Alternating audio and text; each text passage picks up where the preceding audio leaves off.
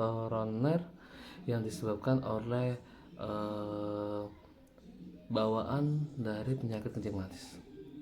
Penyakit jantung koroner cukup sangat tren sekarang, apalagi banyak orang yang hampir di Indonesia yang menderita penyakit jantung koroner. Kadang orang itu tidak menyadari kalau dia menderita penyakit jantung koroner.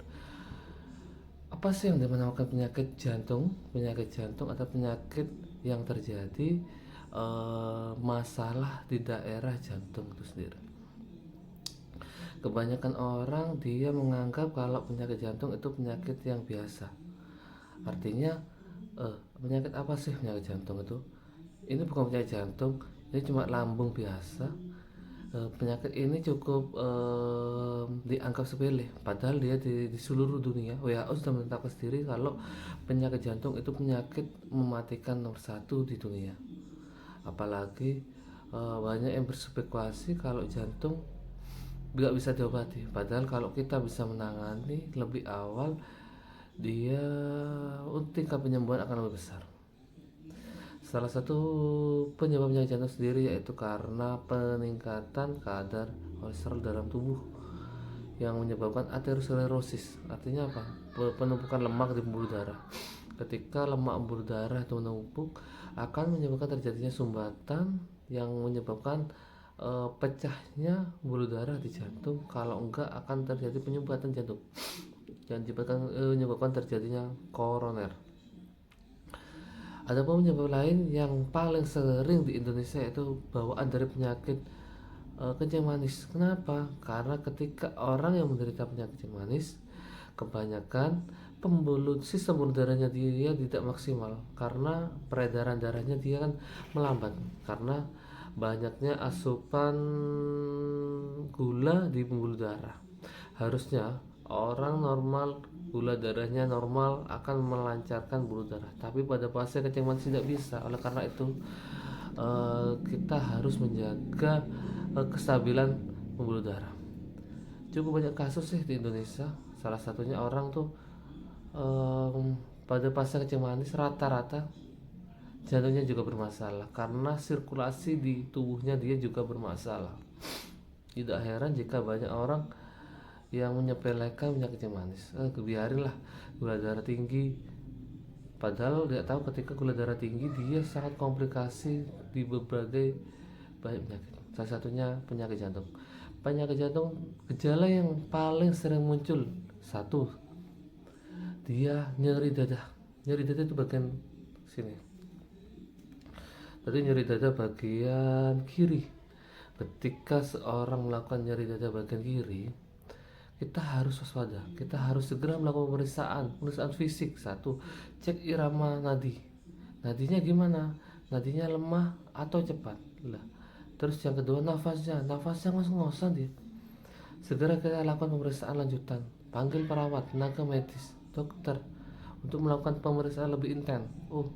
Dari dokter atau perawat dia harus dirujuk lakukan pemeriksaan lanjutan dengan lakukan ECG, irama jantungnya. Ditemukan adanya irama jantung yang tidak stabil, salah satunya ditemukan AF, PVC.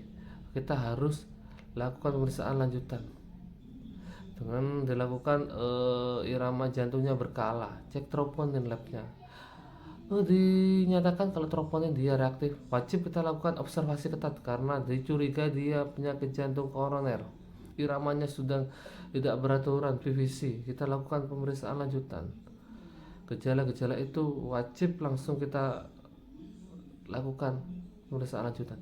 Jangan sampai ketika menemukan gejala itu kita diam aja. Bahaya sekali penyakit jantung itu. Banyak orang yang menyepelekan ngongsrong. Ngongsrong ada dua. Ketika ngongsrongnya dia mengi, dia dari paru-parunya ada punya penyempitan, adanya sumbatan di paru-paru itu sendiri.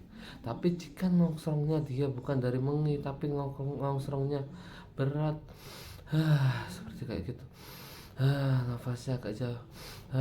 Yang kedua, ketika jalan dari sini beberapa langkah dia nafasnya agak enak ngos-ngosan, dicurigai dia jantung. Kita harus melakukan pemeriksaan fisik yang cukup lengkap. Apa sih penanganan yang kita lakukan di rumah? Penanganan yang wajib dilakukan. Satu penanganan yang wajib kita lakukan di rumah, melakukan posisikan dia istirahat total. Tidak boleh kamu ngapain, harus istirahat total. Yang kedua, pasien wajib tirah baring. Kalau nggak ada oksigen, setengah duduk. Batasi semua aktivitas. Karena itu penanganan yang kita lakukan sambil kita menunggu tenaga medis. Yang kedua, jika punya oksigen, kita lakukan oksigen.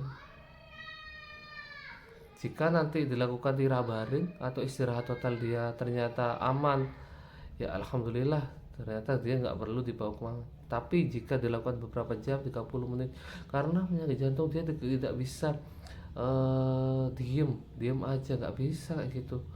Tunggu nanti, jangan, karena jantung itu menunggu aja, menunggu detik, menunggu menit, menunggu jam, tiba-tiba dia meninggal. Karena pengalaman saya sendiri, penyakit jantung, orang yang aktivitas tiba-tiba dia meninggal, orang yang duduk aja tiba-tiba meninggal, apalagi orang yang dengan pikiran yang berat langsung meninggal, banyak itu. Maka dari itu, jika menemukan saudara, teman, atau saudara-saudaranya, wajib melakukan pemeriksaan. Tidak usah takut, segera dibawa ke rumah sakit, karena penanganan pertama yang wajib di rumah sakit. Karena di sana kita akan dilakukan pemeriksaan lanjutan, pemeriksaan yang lengkap. Gejala-gejala itu, apalagi sebenarnya jantung, ketika dia divonis dengan penyakit jantung, sangat sulit untuk sembuh. Dia harus minum obat seumur hidup. Tapi kalau nggak diobati, waduh, resikonya sangat besar sekali. Tidak heran bahwa orang akan takut dengan penyakit kayak gini. Maka dari itu harus ada semangat juga dari keluarga, dukungan dari keluarga. Kalau jantung itu bisa sembuh. Mungkin itu saja sedikit sharing yang bisa saya terkait penyakit jantung. Mungkin teman-teman bisa nanti ngechat di kolom komentar terkait penyakit jantung. Bisa saya jawab terkait sedikit nanti konsultasi apapun. Mungkin itu saja dari saya sendiri, Mandri Vlog. Terima kasih sudah menonton video kami. Assalamualaikum.